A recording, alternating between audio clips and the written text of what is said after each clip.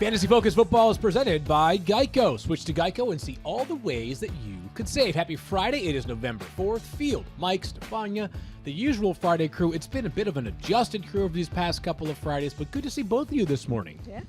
Nice to have the band back together for Friday. Mike, Feels how you doing? good. I'm feeling mixed emotions for the city of Philadelphia. Okay. Got a nice Eagles win, and the Texans covered, by the way. They did, yeah. I was on an island on that one. I actually thought the Texans would cover. They did. But Phillies fell short. I watched the ninth inning again, so is that Maybe enough? You're the problem. Yeah. Is that enough? It might be that you are the problem here. However, Mike, two things I've learned about this Philadelphia Phillies team is that they are very resilient.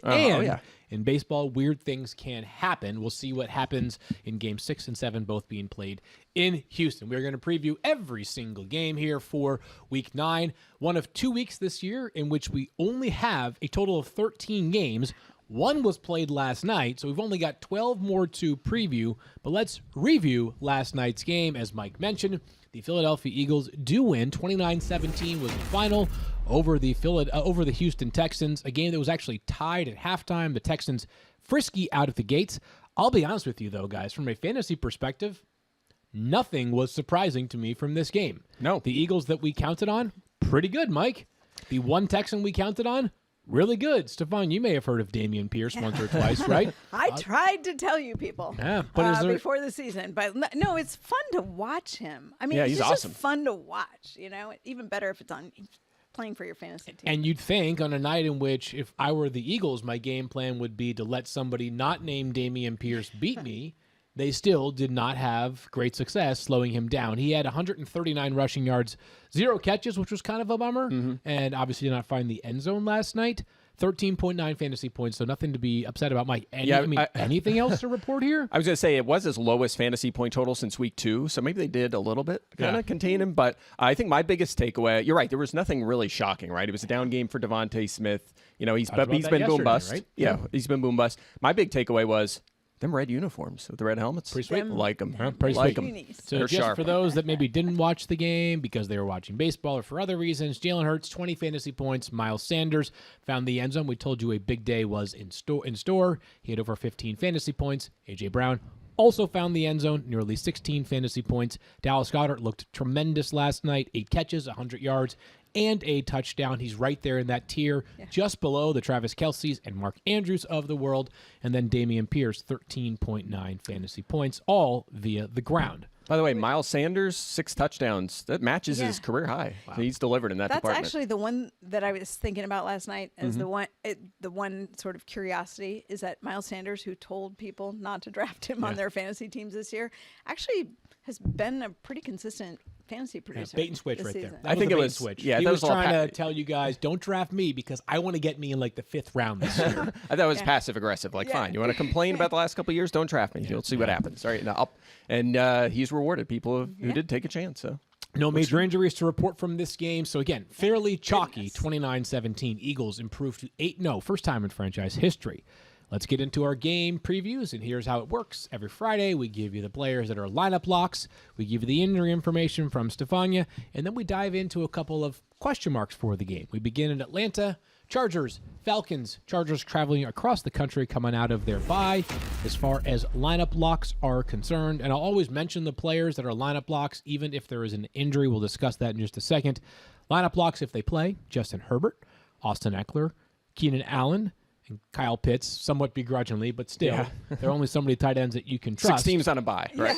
6 teams on a bye. Plus Dallas Goedert's off the list now because he played Thursday. Yeah. But a lot of injury questions here, Stefania. And let's begin with the ones that I think we have more clarity on than less clarity. Mike Williams for the Chargers, out. Yeah, Mike Williams is out for multiple weeks, so this one, no surprise. Keenan Allen still not practicing, certainly tells you where this one's headed. I think if you're not following Lindsay Theory on Twitter, you should be. And Lindsay Theory covering the Chargers for us. And yesterday she reported that Keenan Allen said that his hamstring got worse during the bye week while training. And he does not want to return on the snap count. He only wants to return if he's 100%. Said he felt great going into week 7, but still not 100%. We had talked about that he felt like he couldn't explode because of that hamstring. Well, now he goes into the bye, and we think, well, he's going to come out of the bye and be 100%. And no, he ends up aggravating his hamstring while training.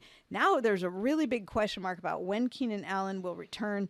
I'll just throw in Josh Palmer on the back end because we were talking about him too with a concussion. Now he has cleared the concussion protocol, as has Donald Parham, their tight end, if you need another tight end. But still not 100% that Josh Palmer starts. I think he likely will, but that's it's a tough situation there, especially with Keenan Allen having this. I tweeted this yesterday.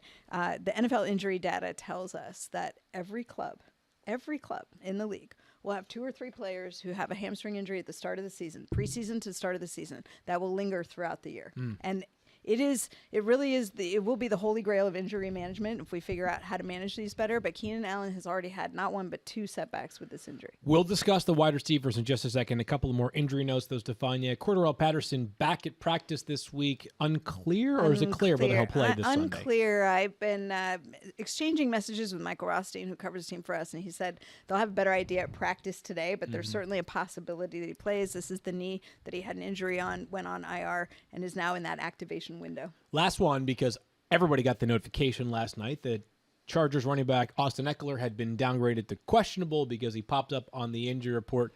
My understanding, Stephania, not currently believed to be serious. Do you have any more context to add? No, I think, but Friday practice will tell us a lot. Abdomen injury for Austin Eckler, but again, from what I have heard, and we'll see just how much things change today, the initial belief, not serious, would certainly be a big blow because he has been the best running back in all of fantasy football. Now let's get into the question marks, Mike. And the matchup could not be any better for Justin Herbert and the passing game of the Chargers. What's the value in Josh Palmer or any other Chargers wide receiver, assuming Keenan Allen is out? Yeah, how about the matchup? Most targets, catches, yards, fantasy points to receivers. Is that bad? That's bad. I would say that's pretty bad. And it is a good matchup for Josh Palmer, who suddenly the number one receiver, assuming he plays, the number one wide receiver for an offense we thought would be maybe top 3, top 5 in the NFL, right? So he has been inefficient so far this season, 5.7 yards per target. That bothers me a little bit, especially since you think defensive coverage might lean a little bit more toward him. But he does have 7+ targets in 4 of his last 5 with Mike Williams in the lineup. So you're chasing volume here. You're chasing a good offense here. You're chasing a good matchup here. He's a borderline wide receiver too, and maybe there's room for more if he makes a leap. DeAndre Carter also on the radar here this weekend for the Chargers, assuming Keenan Allen is out. If you are in a deep league and you are desperate, and by the way, with 6 teams on a bye this week, you might be desperate. We talked about Cordarrelle Patterson, the uncertainty there, Mike. Let's just see the 2 scenarios here.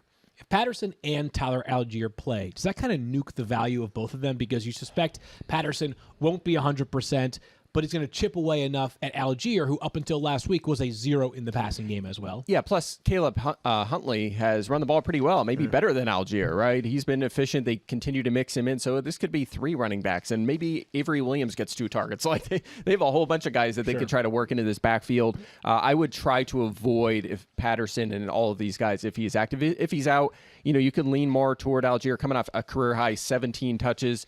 They don't really throw to the backs. We talked about this yesterday. They don't target the backs. That's going to limit their upside a little bit. So Algier, if Patterson is out, fringe RB2. I won't go much further than that. Yeah, we'll see on Patterson. They have to activate him by 4 p.m. on Saturday afternoon. By the way, great matchup. I should add that. If Patterson Chargers, is out, more appealing, second most fantasy points allowed, it is a good matchup. And I have 0 doubt in my mind, 0 whatsoever, that the calculus for the Falcons on Sunday will be this. We're going to slow this game down to a snail's pace. They're going to run the football as much as humanly possible against, even without Mike Williams, and likely Keenan Allen, a very, very, very potent Chargers passing attack. We're going to discuss the Dolphins and the Bears in a moment, Stephania, But Hot Ticket is brought to you by Vivid Seats, where you earn rewards with every purchase. Vivid Seats Rewards is your ticket to more tickets. Vivid Seats. Life happens live. This week's hot ticket is the explosive Dolphins heading to Chicago to face the sneaky fantasy viable Bears. And let's begin by taking a look at the lineup blocks, as we always do. And there are lots. They all happen to play for the same team, as the Dolphins up there for the most fantasy-friendly team in all of football right now. Tua Tagovailoa, Raheem Mostert, Tyreek Hill, who is wide receiver 1 this week in our rankings. He's been so good. Jalen Waddle also been tremendous. Even if a little bit hit or miss, the upside is just so good. And Mike has told us about this Chicago cornerback group in the past. Not that they're necessarily like they haven't been terrible if you look at the metrics, but part of that is because they faced so few passing attempts against them. No major injuries here, Stephania. That's good news. No major injuries to report, right? I know. I mean, Raheem Mostert gets a day of rest. This is pretty consistent. Yep. Jeff Wilson Jr. showed up on the report, but that's just because he just arrived in town. And Jalen Waddle on the injury report, but fully practicing, so no worries there. All right, so big question marks here, Mike. I think none bigger than Justin Fields, because in a week in which, again, 6 quarterbacks are out, that includes the likes of Dak Prescott, who has been one of the best fantasy quarterbacks over the past 4 or 5 years or so. Coming back from injury was really good this past week. He's unavailable. You've got guys that continue to struggle, like Brady and Stafford, etc. What do we do with Justin Fields here? Has he crept up into streaming territory for this week, or is there something about the matchup that maybe dissuades you? No, it's not the matchup. I mean, I think he's definitely in the streaming conversation. Miami's allowed the 7th most fantasy points to quarterbacks, so we've seen quarterbacks produce against them. He does have 3 straight top 10s, 4 straight top 12s. A lot of that's been done with his legs, though, and you worry a little bit about the passing upside. He has not gone over 208 passing yards in a game this season, and also he has 7 passing touchdowns and 3 rushing touchdowns, so a total of 10 in 8 games, right? So a hair over 1 per game. They're better the last 2 weeks, but will that continue? That's the question. Can they keep this going? And maybe adding Chase Claypool does help things for them. So we'll keep an eye on that. I don't think he's a lineup lock yet, despite the recent success. I want to see it a little bit longer, but he is a streaming option this week. Yeah, I'm more optimistic. You have him as quarterback 14. I have him as quarterback 11. That, of course, accounts for Jalen Hurts being removed from our ranks last night. So nearly a top 10 option for the rest of the week, in my opinion, is Justin Fields. These 2 running backs are really interesting right now, Mike, because it seemed like we were gravitating towards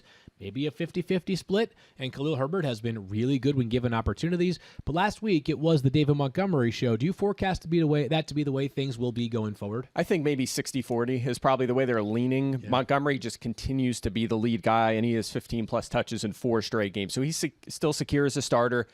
He's been targeted quite a bit more. His target share at times, especially early this season, was pretty solid. Khalil Herbert has been super efficient this season, but he only has 7 targets, and that includes games Montgomery was out. So they're not throwing to him. It's going to limit him a little bit. This is a tough matchup. Miami has not allowed much on the ground. 3.8 yards per carry is second lowest. They've been exposed a little bit more against running backs in the passing game, so that's better for Montgomery than it is for Herbert based on how they've been used. So I think Montgomery, I have him 16th. That's an RB2. Herbert, I have 30th, so that's maybe a flex option if you're in a rough spot. Yeah, and Herbert's probably one of the most popular players in our chat. People are asking, like, the numbers tell you he's been so good, but how concerned are you about the volume and the fact that David Montgomery is still the go-to guy in this backfield? I think that's reflected in where he is ranked, although I am higher than Mike. I've got him as RB24. Mike has him at RB30. As far as pass catchers go in this game, we've told you with the Bears, tread lightly for now. I'm not quite there with Chase Claypool yet. I'd like to see him play one game before I understand exactly what I think the role will be, even if I am optimistic for the rest of this season. Highest ranked pass catcher for the Bears remains Darnell Mooney at wide receiver 33 from Mike, 31 in our ESPN consensus ranks. And then Mike Gesicki has kind of quietly moved closer towards being that tight end 1 type player, Mike, but not quite there in your rank. He's at tight end 14. Yeah, he's trended up with a couple of good games there. Durham Smythe was out, and then he wasn't fully healthy. Smythe was back to basically a full go last week. Gesicki's snaps plummeted to 44%. That was his worst his lowest since week 3, and he had 4 targets and wasn't as productive. I think he caught a touchdown, but still, a guy playing less than half the snaps and not seeing many targets, and they're focusing on the receivers. It's tough for me. So it's just the state of tight end puts him on the fringe radar, but he's not a must start by any means. And as far as tight ends go, again, taking away the very obvious guys at the top of the board like Andrews and Kelsey, I don't know how many tight ends are better bets to potentially score a touchdown than Mike Gesicki. He's just so good in the red zone. He's a former volleyball player. The guy has this he's got the go-go gadget arms, right? He is really good in the red zone, which is why he has scored a few touchdowns over the past few weeks. And to your point, Tyreek Hill has 2 touchdowns this season, right? He doesn't get the ball down in that area. It's a lot of long plays. I mean, his expected total is like 2.5, so it's not even like they're throwing it to him near the goal line. Yeah. So. When the field condenses like it does in the red zone, it's easier when you've got that, probably 6'10" wingspan like Mike Gesicki does. Let's get to the Panthers and the Bengals. This game should be fun, right? All of a sudden, the Panthers playing good football. The Bengals needing a win at 4-4 right now. There's some lineup blocks here. Deontay Foreman, DJ Moore for the Carolina Panthers. And then on the Bengals side, Joe Burrow, Joe Mixon, and T. Higgins. Higgins did not have a great week last week, but we expect better days here. Stephania, the Foreman news is impacted by the availability of Chuba Hubbard. Do we expect him back on Sunday? He said he likes his chances for coming back this week. Remember, last week he didn't practice at all, then ended up not playing in last week's game. This week back, limited practice so far. And we'll see what he does. Friday's always a big tell for these guys who are limited during the week. You wonder why we can't say for sure. Well, Friday is usually a good day because they're trying to see who they have working out for availability on Sunday. So we'll see what he does today. If Foreman's RB20 with Hubbard accounted for, Mike, what is he if Hubbard sits? Yeah, and that's what I was just going to bring up. 2 weeks ago, Hubbard was the lead back, right? Until he got hurt in the fourth quarter, he was leading in pretty much all areas, even like goal line work. I think was even passing situations. He had the lead carries, he was the lead back. But has Foreman earned more now? Right. I mean, after last week, you would imagine that he probably does. But does that mean 50-50 or 55-45? I think in an offense that doesn't score a lot of touchdowns, I know they've been a little better. That turned into a bit of a shootout last week. That's fine, but generally they don't score a lot of touchdowns. I don't know. I don't feel quite as strong about Foreman, especially because non-factor in the pass game as well. I don't expect him to see many targets, so I'm not quite as high. But to your point, if Hubbard is out, we're going to bump up Foreman, probably a strong RB2. Yeah, Foreman, by the way, did get a rest day this week. That's how good he's been. They're already like, you know what? Take your time here, man. Well, look, at least the Panthers are learning. Keep that body fresh. They never used to give these guys rest days, and now we've seen them do that, so... And the Panthers are pretty good about letting us know as far as whether players will play or not. On Friday, Steve Wilks set to address the media later on today. A couple of Bengals that are question marks. Tyler Boyd, who comes in at wide receiver 26 for Mike, wide receiver 22 for me. Back-to-back games with a touchdown here, Mike, but the volume last week wasn't as great as you were hoping for. No, only 5 targets. It was a rough game. Joe Burrow had no time to throw. He got a garbage time touchdown, which if he didn't would have been a very disastrous fantasy outing, but he bailed you out a little bit there. But look, with T. Higgins and Jamar Chase active for all but one game this season, of course, Chase missing the last one, he's wide receiver 15 this year. He's been awesome. So he's 26 on my board. You're starting Tyler Boyd. Yeah, and if you're looking for a tight end that's useful or usable, I think Hayden Hurst is a reasonable option. He's got over 8 fantasy points in 4 of his past 5 games. And before you say, wait, 8 points is the threshold to clear for tight ends? Yes, it is. Yes. I'll take that. Yes. That's fantastic. Have you started Kyle Pitts this year? 8 points is fantastic. Pitts. Certain Jawan Johnson in the War Room League. Don't tell me about Kyle Pitts props here, man. I'd like to get a catch out of my guy on Monday night. Colts, Patriots, lineup blocks here include a player that is perhaps the biggest injury question mark of the weekend. That, of course, being Jonathan Taylor for the Indianapolis Colts. Michael Pittman Jr., right around wide receiver 20 in our consensus ranks. For the Patriots, Ramondre Stevenson and then Jacoby Myers. Mike will tell us, or has told us about how it's a difficult matchup for Myers on Sunday, but still wide receiver 25. Let's get in, though, to 2 major injuries here, Stephania, as far as running backs are concerned, but Jonathan Taylor being the biggest injury of the weekend here. What's going on in Indy? This is just a reflection of how these things go. I mean, an ankle sprain that people assume it's not a high ankle sprain, so it's not going to be a big deal and he's going to come back. And he just hasn't been able to get to 100%. I think he's aggravated that ankle and trying to train for it, not practicing at all this week. And I think that tells you what you need to know. I do not expect to see him this weekend. Yeah, so Friday practice hasn't yet begun. We'll get information here hopefully in the next couple of hours on Jonathan Taylor. I would not plan on him. And one thing we do know, which is such a bummer, obviously, for Jonathan Taylor, who obviously has underwhelmed when he has played this year other than week 1. But as we talked about on yesterday's show, people took solace in the fact that Jonathan Taylor had been so durable. As we also talked about yesterday on the show, you're durable till you're not, right? Like, just because you haven't missed a game, it doesn't mean that you have some sort of magic potion that allows you to stay on the field forever, right?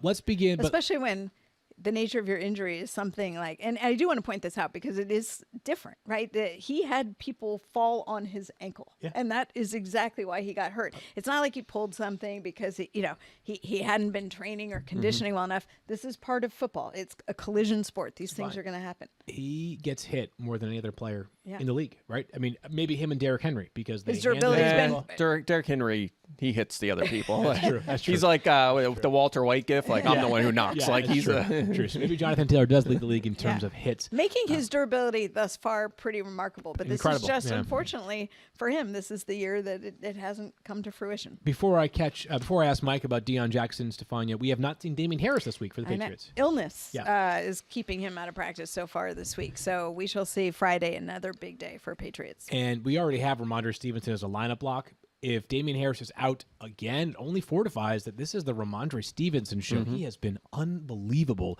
over the past few weeks, not just as a runner, but also as a receiver.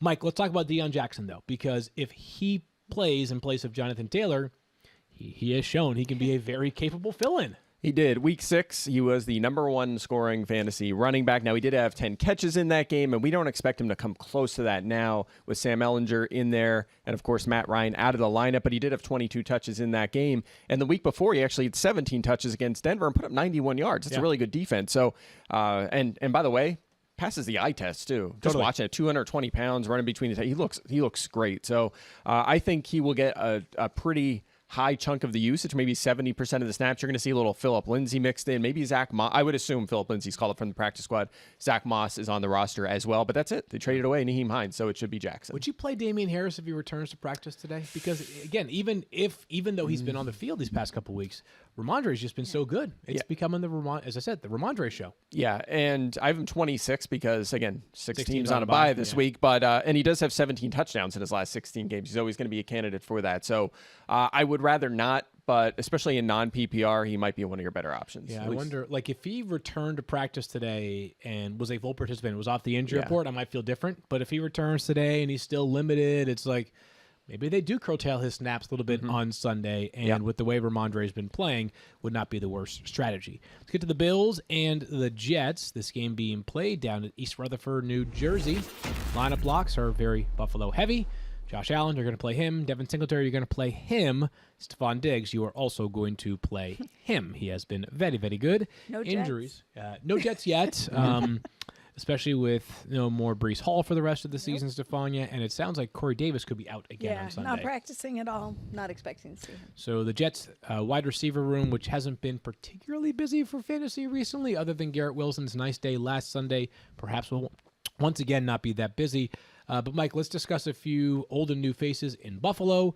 Nyheim Hines, who is set to make his Buffalo debut, we expect. Do you think this is a game where it would be logical for him to be involved for Buffalo, or could this be a game where they're playing with a fairly comfortable lead throughout it? I think they're going to play with their new toy, probably, try to get him involved a little bit. It sounds like Josh Allen's pretty pleased with the acquisition. And again, we talked about this a couple of days ago when we recapped the trade deadline. The Bills throw to the running back more than you probably think. Devin Singletary is 12th among running backs in targets this season. The Bills as a team are 12th in running back targets. And 5 times this season, a Bills running back has seen at least 5 targets. Good stat there from Kyle Soppe. So, Hines doesn't have major upside. We know that, but I think he'll have a pretty heavy involvement in obvious passing situations. They probably try to get him 3-4 carries, maybe 3-4-5 targets in this game. Is that enough to start him? I don't think so. Not this week. You know what I think with Nyheim Hines? We don't talk about this as much in the NFL, but I'm a huge NBA junkie, and they always hear a lot of analysts talk about, like, is this more of an 82-game player or a 16-game player? And when they refer to 16-game players, this will speak to Stephania's affinity for the Warriors. Like, Andre Iguodala does not keep coming back to Golden State because they need him to grind out 22 minutes a night during the regular season. They need Andre Iguodala to play really good wing defense and make good decisions and be a visionary passer and be a mentor for the young guys. When the postseason is there, that's when he makes his biggest mark. I almost feel like with the Bills, they're making the playoffs. They are going to make the playoffs, and I think they'll be the number 1 seed in the AFC. Nyheim Hines is the kind of player that you add, not because you need him to catch 5 passes a game throughout the regular season when you're up 21-0 or whatever, up 14 points late in the fourth quarter. It's when you go to Arrowhead, or if you're hosting the Chiefs in the playoffs, or you're playing in the Super Bowl against the Philadelphia Eagles, and it's a game in which both teams are moving the ball with great effect, or the 49ers, whatever it is, right? It almost, that to me is what this felt like. It was the finishing touch on the masterpiece that is the Bills roster. I agree. I think they've done a great job of that since the offseason, just filling those little holes that they had on the roster. So I'm with you. I think that's when he's going to be most appealing, is when we expect it to be a high-scoring or very close affair. So I was talking about this with Scott Clark, one of our great bosses here at ESPN last night before the game with the Eagles, and we were discussing just like Devontae Smith and like how would you characterize him? Because you can paint sort of whatever picture you want numerically with some of these guys. Same with Gabe Davis. And you guys know about my tears feeling coming into the season. and I don't know if it's tiers, buckets, categories, but I kind of feel the same way about Devontae Smith as I do Gabe Davis. He is a very strong flex or wide receiver 2 consideration for your lineup every single week. I don't care what the numbers were last week. I don't care what they were the week before. What I know is that Gabe Davis is capable, even on 4 catches, of putting up 115 yards and a touchdown. I also know that there are going to be weeks where he might get you 3 catches for 32 yards. And the analysis is, if you have him, you're probably going to play him. That's as far as I think is really worth dissecting. It's not a bad secondaries facing this weekend. But the Bills, who cares about the matchup? The Bills are the Bills, man. They can do whatever they want offensively. Yeah, I agree with you. He did have a season high in targets last week with 7. It's a good point in the right direction. The production wasn't there, but at least he had the targets. That's a good sign. But you're right. You want to start guys like that because he could win you the week. He puts 31 on the board. You probably are going to win your matchup. By the way, it is a tough matchup. Sauce Gardner, DJ Reed have been terrific on the perimeter. I'll give you that. But I'm with you. He's exciting upside. Mike, there's a lot of players that fit into that category. And sometimes we can overthink it and say whatever we want about the matchup or the numbers or what. You play him because you know that player is very capable. He's shown it plenty of times before. Yeah, but there's not as many people with that ceiling in the tier he's in, right? Like Devontae Smith and like Mike Williams, he's already up there, right? We're already ranking him like top 12, top 15. Sure, yeah. Like Gabe Davis is like a flex option who, you know, he might hurt your week, but he has that massive ceiling. I would just say, like, there are certain players that, like, even when Terry McLaurin was struggling earlier this year, you kept saying to yourself, like, you're playing Terry McLaurin sure. because you kind of have to, right? Unfortunately, there was way too much downside early in the season. Now he's reverting back to form. Gotcha. For these Jets running backs, Stephania, I felt like last week was not a perfect indication of where things were with Michael Carter and also James Robinson because, A, it was James Robinson's first game on the field, and B, they were throwing the football pretty well, except for when Zach Wilson was throwing it to the wrong jersey. Is this? But can you expect this week to be much better facing this Bills defense? No, this isn't the week you're looking for, Yeah. right? You know, but I do think that James Robinson maybe gets a little more opportunity just because he's got to get his feet wet in the Jets offense. They need him. Yeah. That's why they traded for him. Michael Carter still the clearly higher ranked Jets running back between passing game opportunities. Snap share last week, Mike. Seems like for now it's still Michael Carter. James Robinson, we're not there yet, and it may be that the ceiling for James Robinson is he's got to get 12 touches and a touchdown in order to pay off in fantasy. And Michael Carter has had double-digit touches in all but one game this season, and that was with Breece Hall delivering like top 5 numbers at the position. So I still feel pretty comfortable with him, at least for this week. I have him 15th on my board if you have Carter. Start him this week, and again, we'll just continue to get a feel for how Robinson's going to be used. We are going to discuss the Vikings, who are 6-1, hosting the Washington Commanders in just a minute. But first, Stephania, tell us about Geico. Geico asks, how would you love a chance to save some money on insurance? Of course you would. And when it comes to great rates on insurance, Geico can help. Like with insurance for your car, truck, motorcycle, boat, and RV. Even help with homeowners or renters coverage. Plus, add an easy-to-use mobile app, available 24-hour roadside assistance, and more, and Geico is an easy choice. Switch today and see all the ways you could save. It's easy. Simply go to geico.com or contact your local agent today. Make Little Caesars the official pizza sponsor of the NFL part of your game day. Order online during their Pizza pregame 1 hour before NFL games and get ready for some football and fun. Choose your favorite Little Caesars pizza or pick the toppings you crave. Either way, you win. And speaking of winning, everyone scores with convenient delivery or their in-store pizza portal pickup. So grab some friends and enjoy a few slices during the tastiest hour before kickoff. Pizza. How do I do on that? Pizza? Pizza. I don't know. Am I as good as Matthew Stafford? No. Pizza. You know, they say sometimes silence is deafening. Yeah. No comment from me in terms of how That's the first time I've attempted that, so it's all right. I'm a rookie. You gotta do some practice. That is an unbelievable piece of acting. Not by, Stafford was fine in the commercial, but the actress in the commercial. Yeah. That's so good. Pizza. Come on.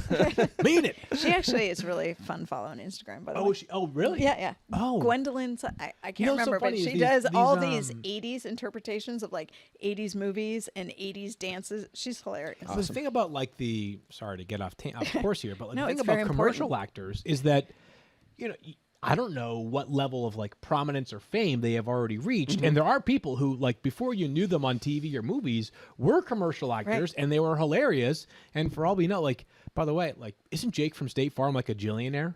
Like the dude's worth like. Is that right? Oh, yeah. If that's the only commercial he's done, he is. Yeah, no, he apparently has made like that's all he does. Yeah. He's Wow. Jake from State Farm, that's all he needs to do. It's what's her name from AT&T? Same thing. Oh, Flo? No. Oh, that's progressive. Progressive. Her too. Yeah. No, you know what I'm talking about. AT&T. With LeBron.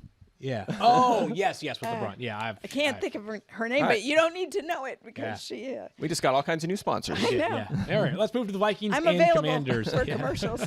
Stephania's available for commercials. If anybody out there selling wine, let Stephania Yeah. know. Just send her some wine. Hey, I'm your best. ESPN address, attention, Stephania Bell. Vikings and Commanders. Let's discuss the lineup blocks, and there are a few from the Minnesota Vikings. Dalvin Cook, Justin Jefferson, T.J. Hawkinson, new tight end, who we expect to play on Sunday, obviously being traded on Tuesday means a full week of practice, and Terry McScoren, who's back up inside the top 15 for wide receiver rankings. And no injuries here to report, right, Stephania? Other than I think J.D. McKissick is out on Sunday or likely to be out for the Commanders. I expect, Jahan Dotson's still dealing with the hamstring. Do you remember when they were like a week or two? And to his credit, he said, I've never had a hamstring injury before. Don't know really how it's going to react. Still out. Not practicing at all. J.D. McKissick, as you mentioned, out. Logan Thomas still limited, but I feel for Logan Thomas, he really hasn't ever gotten to the ceiling that he can get to since the ACL. So even if he plays, I don't feel great about him. Yeah, he had 0 catches last week, did Logan Thomas. Obviously playing a different role. So let's dive into some of the players that are question marks here, Mike. And again, good matchup for Kirk Cousins as far as secondary is concerned. And he's right there on the QB1 radar. Yeah, Washington, revenge game, by the way. Big revenge game here. Washington, 14 touchdowns, allowed to quarterbacks 6 most, the 8th highest yards per attempt, right? The efficiency hasn't been good. They're allowing a lot of touchdowns. Here's the thing with Kirk Cousins, though. High floor, low ceiling, right? Totally. He has 5 top 12s this season, but he has not gone over 2 passing touchdowns in a game. He did that a bunch. Yeah, he did that a bunch last season. But with the state of quarterback right now, I'd feel just fine plugging him in as my, a back-end QB1. He's 11th on my board, so 12-team leagues, you're starting him. 10-team leagues, it's close. What's the line here, Kyle? Can you check that while we're discussing the rest of the players? I have a thought at the end of this. Adam Thielen, Mike, volume's been in his favor recently. He's been solid. He's a borderline wide receiver, too. Yeah, top 30 fantasy receiver in 4 of his past 5. The targets have been good. And Washington, again, they're struggling against the pass. Of course, they're allowing a lot of efficiency to receivers as well. So you're starting him. I remember some people on the Twitter machine who were Victor lapping us after the second game that Brian Robinson played, saying, told you so. This isn't a committee. It's Brian Robinson's job going forward. People on Twitter do that? Right? Brian Robinson, awesome. Love the story. Love the player. So happy to see him doing well. It's not close, it is. It's clear, though, which running back you want to start on Sunday if you had your choice between all Commanders running backs, and it ain't him, Mike. No, it's not. And this gets interesting because we don't know if J.D. McKissick's going to play in this game. And if he's out, then both of the other 2 backs become a little more appealing, right? Taking especially the passing down work and funneling it to 2 other guys. But that's mostly going to go to Antonio Gibson, who's actually gotten some decent target volume. So Gibson was essentially the lead back last week. He's going to carry it a bit. He's going to be involved in the passing game. I prefer him. He is a top 20 play for me right now, assuming there's no McKissick here, down a little bit to a flex if he is. And then Robinson, Minnesota is allowing 3.8 yards per carry to running backs. That is 3rd lowest in the NFL. That's where he's going to make his hay, right? He's running the ball. If he gets slowed there and has 8 for 20 and doesn't score and has 0 targets, he's going to crush you. So I'm with you. He gets a boost with McKissick out, but I don't feel great about it. I like him more non-PPR. Vikings -3 in this game. Spider Sense tells me Commanders cover. Commanders cover. I don't know. I forget what I have on this one. I think I have Minnesota minus the points. Like 21.7 to. I forget. I don't know. I have to check right? my score on that one. I can't remember, but I got the I'll take Commanders. the Vikings. Yeah. All right, Raiders, Jaguars here, and let's discuss some of the lineup blocks. And for the Raiders, even how they played last week, there still are some lineup blocks. Josh Jacobs and Devontae Adams. And then on the Jaguars side, Travis Etienne plus Christian Kirk, who's been actually better over the past couple of games as far as volume is concerned. The volume has been better for Christian Kirk after that sort of slow month or so from weeks 4 to 7. Weeks 3 through 6, I should say. Injury front, Stephania. There are actually a couple. So Darren Waller still not practicing on a full-time basis. Still limited in practice. Remember last week, Darren Waller was going to warm up his hamstring. This was Adam Schefter's report. Test it before the game. Came down to a game-time decision. Ended up not playing, even though he had been back doing a little bit of practice. So, again, I want to see a full practice on Friday before I feel comfortable. I talked already about how these injuries, they are at the biggest risk for being nagging throughout the season. There's a reason that Darren Waller held back from playing last week. Yeah. And I would be concerned if he's not 100% and he goes out there. I mean, they cannot afford to lose him for the rest of the season. It's already been a tough road for him in the first half of the year. So, and them, right? Yeah, but in part due to the fact that he hasn't been available lately. Yes. So I would say let's see what he does Friday. But again, we may not know until the game kicks off. Just a note, too, Davante Adams, Stephania, has been on the injury report. Yeah, this is important to me because last week he was on the injury report because of an illness. Yep. And then you remember 1 catch, 3 yards. That's all he had week 8. He had missed 2 practices during the week. Comes back to start this week, back on the injury report because of illness. So maybe part of Davante Adams' performance last week was was never really 100%. I will say he got in a full practice on Thursday, so it does look like he's trending towards feeling better. But maybe that explains a little bit of what his contribution or lack thereof was last week. 1 catch, 3 yards. That was, again, if you filter out games when he was a rookie or second-year player who was just basically out there for running routes and not actually part of the offense, worst game of Davante Adams' career. Yeah. Hard to figure in a matchup against the Saints, I don't think who had no Marshawn Lattimore. I clearly don't. I don't think he was 100%. I'm going to say that I think Certainly that was part of that it. way. Yeah. So, Mike, let's discuss then this team because they have been confusing. They have been disappointing, obviously, at 2-5, one of the bigger disappointments in the NFL so far. You're playing Josh Jacobs, just awesome all year. You still have to go back to Davante Adams. If Darren Waller sits, I feel like I've asked you this question before, and I can't tell if I'm just trying to will it into existence or not. But if Darren Waller sits, are you playing Hunter Renfrow? No. I don't know how like you were just talking about last week, and I'm thinking, maybe Adams wasn't fully fully healthy. Obviously he was under the weather, and it was a decoy. But then where was Hunter Renfrow? You'd think this is the week. Let's get Hunter Renfrow going. That didn't happen either. It was Matt Collins who has passed Hunter Renfrow. We're ranking him ahead of Renfrow now. At least I am. Like, he's passed him. He's playing more. He's seeing more targets. By all accounts, he's just beating him out. He's ahead of him. So Collins is the next guy up, and then Renfrow may be a desperation option, but I don't feel good about it. So I'd have to go through. I could probably write a column that's like things that I would have never guessed that have happened so far this season. Doesn't Hunter Renfrow feel like what are the strengths of Hunter Renfrow's game? One of the nastiest route runners in all of the NFL, right? Unbelievable hands, reliable, plays out of the slot. How many Patriots wide receivers have we had going all the way back to Troy Brown, who began it? It continued on with guys like Wes Welker and Danny Amendola and Julian Edelman, and there were others along the way that did some serious work out of the slot for the Patriots. Josh McDaniels was there for almost all of those guys, and in many cases there during the apex of their career. Hunter Renfrow would have felt like a perfect player for this Raiders offense. I am so surprised he has not been much more heavily targeted. I can't really explain it. He had the injury early in the season, and for a while you could say maybe it had to do with that, but he's off the injury report now, right? So, I mean, I can't explain it, especially last week. I thought of all weeks, last week was the one where he gets going. $32 million this offseason, too. They got an extension. So, I think if, honestly, like, there are a lot of ways to sort of explain what's gone wrong for the Raiders. It just feels like a lot of their big bets this offseason haven't paid off, right? Chandler Jones, how many sacks do you have? 0? 1? 0.5. 0.5. Making $17 million a year. Hunter Renfrow, $16 million a year. Derek Carr not playing like a guy who's supposed to make $40.5 million per season. Back on track. We have time here, so this is okay. Trevor Lawrence, Mike, I keep saying this. Guys who are almost on that QB1 radar this week. Is Lawrence there for you? Yeah, so he's really interesting. He has 4 games with 18-plus fantasy points this season, so he's had that upside. Now, you look at the last month, okay? They played 4 games. He only has 2 passing touchdowns, and that's bad, obviously. But if you look at who he played, bad matchups. Those, they're all bottom 12 in touchdowns allowed. All 4 defense that he has faced. But he's ran for 3 touchdowns during this span, so he's made up for that a little bit. So I think he can get back on track. Of course, the key here, though, is my favorite stat of the season. The Raiders have allowed 17-plus fantasy points to every single quarterback they have faced this season.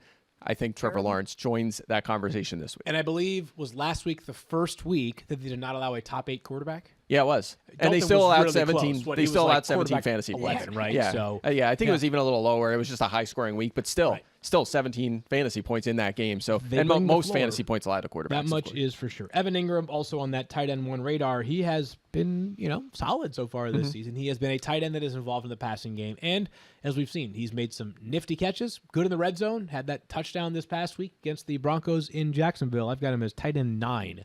This week. Yeah, he only has the 1 touchdown, so but there's room for more. I think the way he's utilized, so we'll keep an eye on that. But if he had a couple more touchdowns, we'd be talking about him a little different. Kyle Pitts in the touchdown department, but he's Pitts now up to 2 career touchdowns in the U.S. American right? soil, yeah. All right, Rams Bucks. Oh wow, this game is being played in Tampa. Lineup blocks include some notable and familiar names, but some major injury questions we'll get into in just a moment. Cooper Kupp, Tyler Higbee for the Rams. That's it. Leonard Fournette, Chris Godwin, Mike Evans for the Bucks. Where's Tom? Oh wait, no, Tom Brady is not a lineup lock with how he has played so far this season. But Stephania, if not for Jonathan Taylor, the biggest injury question mark of the week would obviously be Cooper Kupp. And what do you think is going to happen? I think he's going to play. Yes, because he's Cooper Kupp. Because he's Cooper Kupp, and we've talked about this before. I've certainly bragged about his recovery from an ACL injury. You haven't seen many players do it, but he was able to come back and put up numbers in the first year after that because of the way he worked. Well, he's approaching this ankle injury the same way. They had indicated there wasn't any major structural damage. Kept him out of practice on Wednesday, limited work on Thursday. They've already indicated they expect him to play. This is a natural buildup towards the weekend.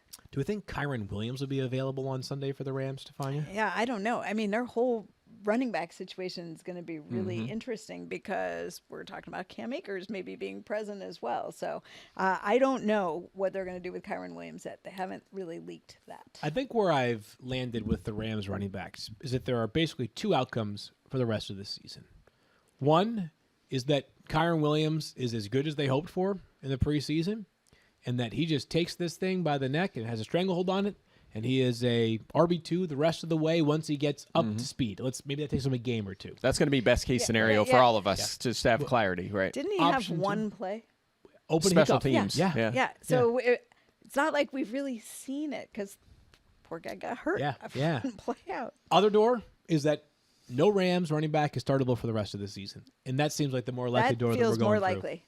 Because that's kind of how they've been all along. Daryl Henderson and Cam Sean Akers. McVay. We came into the season telling you, what does Sean McVay love to do? Commit to one running back during the game. For last year, it was Daryl Henderson, and then it was Sony Michel, and then it was during the playoffs. Cam Akers, 5 months off an Achilles tear.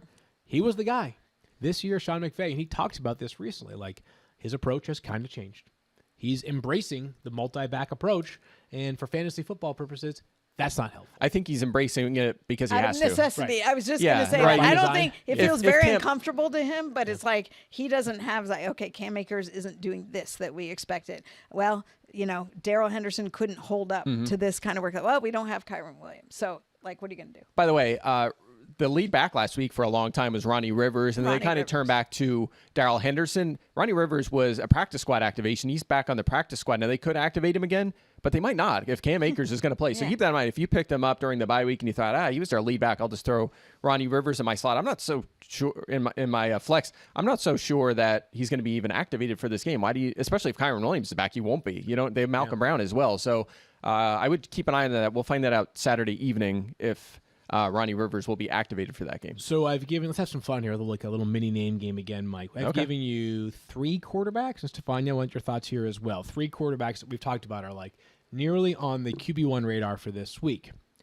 If the other alternative was Tom Brady, who would you prefer? Tom Brady or Justin Fields? I'll go Fields. Okay. Oh boy, how the mighty have fallen. I know. Who are they playing again? Bucks Rams versus Dolphins Bears. And then keep in mind, Dolphins, 2 quarterbers have gone over 14 fantasy points against the Rams this year. Yeah. They've been pretty feisty. And Tom Brady's not getting out of the way of Aaron Donald's going to be my guess. So I'm going to go with Justin Fields. Okay. Kirk Cousins or Tom Brady? Cousins. Okay. Just consistent floor. Trevor Lawrence or Tom Brady? Lawrence. I'm going to take Trevor Lawrence. Okay, gosh. Man. Check this out. I noticed this last night. He has 0 or 1 passing touchdowns in 7 of 8 games this year. Last year, it was 5 of 17. Like, he's just not getting the touchdowns. That's really the difference. Makes no sense. Yeah. Yeah, they're gone. Like last year, it was money. 2, 3, 4 touchdowns. top this 5 year, passing 0 yards. or 1 every game. Top 5 in passing yards, top 2 in attempts, top 2 in completions, maybe top 3 in completions. But still, the touchdowns are the ones that matter, and they haven't been there for Sir Thomas Brady. Oh, boy. Titans-Chiefs play on Sunday night. Can't wait for this game. Two teams that are atop their respective divisions, both at 5-2 as far as lineup blocks go. Derrick Henry, Patrick Mahomes. Believe it or not, Juju Smith-Schuster's really settled into that role over the past couple of weeks. And Travis Kelce, who is Travis Kelce, and with an uncertain Mark Andrews, only fortifies his top spot at the board, or on the board, more than ever. Injuries, Stephania, there is an important one here, too, actually. Yeah. People are saying, Derrick Henry, not practicing? What's going on there? Yeah, enlisted because of his foot. But before everyone panics, not the same foot. I think Derrick Henry said both his feet are fine. Derrick Henry's fine, and he's going to play. Yeah, Derrick Henry is resting from carrying the Titans' offense for the past month and a half because he has been tremendous. His quarterback, though, Stephania, is a bigger question mark today. Yeah, I don't know what's going on with Ryan Tannehill. He's had the ankle, he's had the illness, and I think it's a legit question as to whether you have Ryan Tannehill. Not good because, it's way too soon to have any sort of definitive take on what Malik Willis looks like going forward. Mike, last week, they threw the ball once in the second half. They didn't really need to, but don't you think if you might let him uncork a few more if you believed he was a bit more capable at this point of his career, right? Yeah, that's absolutely true. And also if you thought you might need him this week, because he's going to have to throw, right? I don't think, unless Derrick Henry just has a career day and is just running over the Chiefs. And it could happen, but the odds are the Chiefs are going to score points in this game, whereas Houston did not. And he's going to have to throw it a little bit. And now we just don't know. So this could be rough. Your quarterback comes back and for a little bit on Wednesday and then is not there at all on Thursday. Yeah, it just doesn't feel good. How many Chiefs defenders will be in the box to start the game in this one? 12. Don't take a penalty. They don't need free safeties. They're just like, they're like, listen, I'd rather take a 5-yard penalty than have him run for 14 yards, right? So that'll be how it goes. Can't wait for this game on Sunday night. Clyde Edwards-Helaire. Let's discuss this for a second here because I think the Chiefs' starting running back equation has sort of been discussed maybe much more than it matters. Mike, obviously there was a report 2 weeks ago that Isaiah Pacheco was now the starting running back and that he was going to take the lion's share, a bigger role, right? Which a bigger role may be true, but it also may not be, as far as fantasy concerns, a big enough role that he all of a sudden becomes the only guy that matters in this backfield. As a matter of fact, if I gave you the choice to choose one Chiefs running back, who would you take? I would go CEH for a couple of reasons. First of all, he'll probably end up with the most touches and the most likely to score a touchdown, catching or running the ball. So I'll give him an edge, but that means he's 29th on my board with eight teams not included here. In that last game you're talking about where Pacheco started, all three running backs, including Jerick McKinnon, were between 17 and 23 snaps. I mean, we want 17 to 23 touches from our guy we're starting, right? Not snaps. 3 straight games under 10 fantasy points for CEH, and they're playing Stephania's 49ers, who have allowed the fewest fantasy points to running backs. They're also allowing 3.3 yards per carry, which is lowest in the NFL. So they've been terrific. It's a bad matchup. They're using 3 backs. Situation to avoid if you can. Yeah, tread lightly with any Chiefs running back. I think that this has sort of netted out where we expected it to coming into the season, is that you've got multiple pieces involved. They have the opportunity to throw the ball aplenty. That much is for sure. They are apt to throw a tight end screen or to throw the football to an offensive lineman from the 2-yard line or throw the football to Jody Fortson. I was going to say Jody Fortson or a security guard who Bell. catch a touchdown, right? Like they'll do something. They will find a way. Noah Gray could take a quarterback sneak from the tight end spot. They just do creative stuff in Kansas City, which they don't have their Derrick Henry, who is going to finish at the goal line more often than not. Monday Night Football is our final game as we are cruising in terms of time here. The game, of course, in New Orleans, and also, of course, being played on ESPN. Lamar Jackson, Mark Andrews, if he plays, we'll talk about him in just a moment. Alvin Kamara and Chris Olave are our lineup locks. But boy, Stephania, we had to save some time here because a whole bunch of injuries. Let's do the easier ones first. So, Gus Edwards, dealing with a hamstring injury now. First practice day yesterday. Where was he at? He was not practicing. Okay. So it sounds like there's a chance he might not be available come Monday night. Still a good chance he's not available. Okay, so we'll talk about Kenyon Drake in just a moment here, Mike. This is much easier to look at this whole list versus all my notes. Well, there's a couple. Rashad Bateman, Stephania. Unfortunate news here for the Ravens' second year. Yeah, we talked about this earlier in the week that I said it sounded like it had gone from a stable midfoot injury to an unstable midfoot injury. When John Harbaugh talked about the decision to have surgery, that's an indicator that is exactly what happened.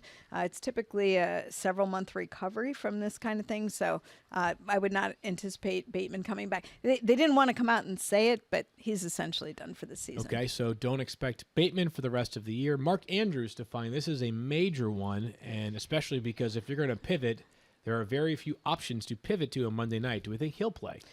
I don't really know, to be honest with you. I mean, this is a thing where Mark Andrews is so tough and he doesn't miss time, but he's had 3 different injuries over the course of a couple of weeks and not been able to practice at all. Didn't practice on Thursday. Now, he's the kind of player that if he can get right by Monday, he'll go. But I think that this could be something that on Sunday we're still talking about him being questionable.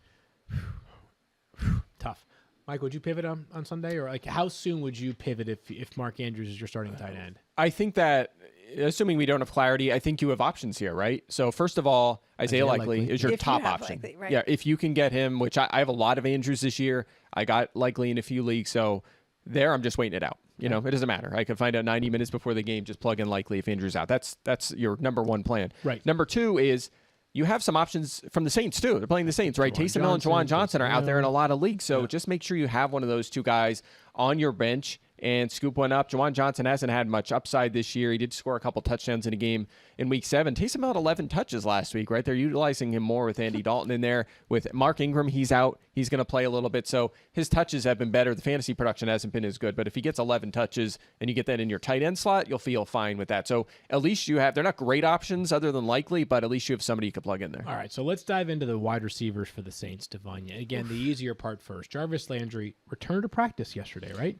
He did, but still limited. I get the feeling that Jarvis Landry is trying to press, but it's a high ankle injury that's problematic. And it looked, if you saw him, he was in great pain when he came off. And this has been a little bit tougher road to recovery than I think he and the team anticipated. You've had other options because he's been out for a while here. So if you have somebody else that you have been riding in place of Jarvis Landry, sounds like there's a chance you'll be able to do that on Sunday if Landry remains uncertain for Monday. But this is the big one, Stephania, and it's a bummer. It bums me out in a lot of ways. Michael Thomas, who we were talking about yesterday, how there are certain guys, we were discussing the difference between players who have been unlucky and guys who at this point of their career, you kind of have to count on the possibility of them being banged up. Michael Thomas might be sort of the person you think of most, Stephania, and now he's out again for the entire year. With another foot type injury. I mean, this is a dislocated second toe. It was finally reported this week that he's going to have surgery on that, and that is going to be the end of the season for Michael Thomas. And you know, it just, if you wonder, like, how can this be so problematic? If you think about it, you use your toes for push off, and usually we think about a turf toe injury, big toe. That doesn't surprise people. It's been a career ender. That we know to be significant. But for some athletes, the second toe is actually where they get a lot of their push off as well. And if it's unstable, which it clearly was because it was dislocated, now he's having it fixed, you just can't get your push off. And it sounds like Michael Thomas was actually doing all the right things, working very, very hard to come back. There was a lot that was invested in him being able to return. And I think he was doing everything that he was expected to do to try and rehab it. Just wasn't working that he could return to play. Now he has surgery. Ultimately, it will get fixed. They will repair this, but it's a long recovery. It's several months, and you're not going to know until the offseason what he's going to be able to do. It'll be interesting to see what the Saints decide to do with Michael Thomas at the end of the year. Yeah, I mean, I am not certain of this, but it certainly feels like the most likely outcome is that they have to move on because the amount that they would owe him if he potentially is back next year and hurt again, it's just not palatable. It's been, unfortunately, just a series of injuries for Michael Thomas after signing that massive extension. But I will say this. You got a glimpse of what he could still do in that game that he played, where he was out there and he had a couple touchdowns. So, you know, you can look at it a couple of ways. The injuries have derailed his career the last couple of years, and there were some issues with him and the Saints, obviously, in the early part of that.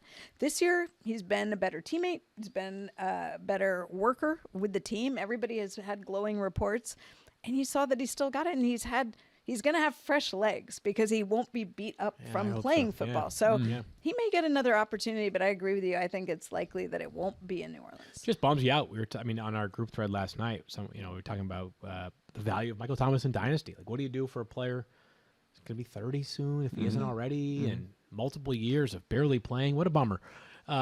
Chris Olave show on Monday night. That's what I can tell you as far as the Saints running wide receivers are concerned. Let's just visit a couple things here to end, Mike. If Gus Edwards is out, how much value is there in Kenyon Drake, in your opinion? Well, he's had exactly 11 touches in 3 straight games, so I guess that's his value, right? I mean, they're very consistent with how they're utilizing him, and they like Justice Hill, so he'll have some involvement here as well. Drake is 24th on my board, and that assumes Gus Edwards is out, so he's a flex option. I would not start Justice Hill, but I think Drake is getting enough work and playing well enough, getting involvement in the passing game that you could fire him up.